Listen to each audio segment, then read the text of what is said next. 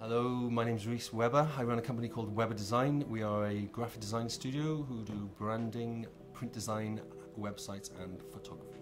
Well, I started Webber Design in 2004, having already been in the industry for about 12 years, which was all in London.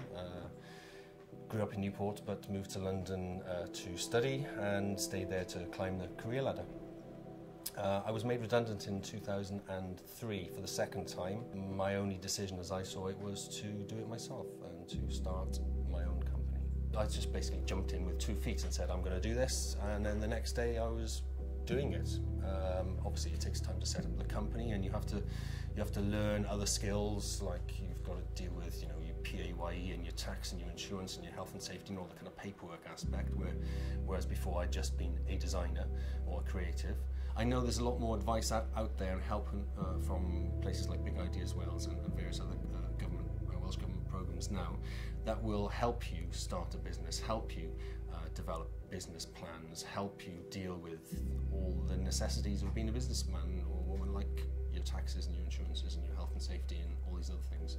So seek advice. If you can find somebody within your family or friends who have run a business, buy them a pint and tap them for knowledge. You do your research, you look at the market that you're hoping to enter, and you make sure that there is a space for you. Analyse what the other people are doing so you can offer a service which is either different in some way, or better, or more polished, or green, or more funky. Some USP that's going to differentiate you from your competitors. People need to understand that hard work and commitment and dedication is really important. You'll get knockbacks, you'll get issues, barriers in your way. You just have to find a way through them, over them, batter them down, whatever you need to do.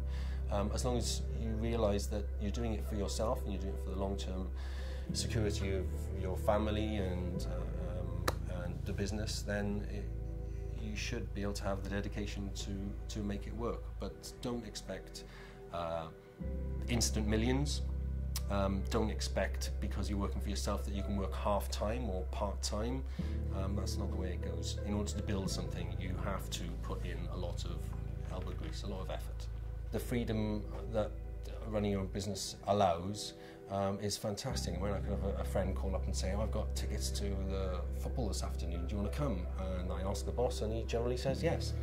I probably have to make the time up later, but that's fine for me. I mean, I don't mind working late in the evening. That's I think the main thing. I'm kind of master of my own destiny a lot more than I ever was before, because I was always reliant on a salary from somebody.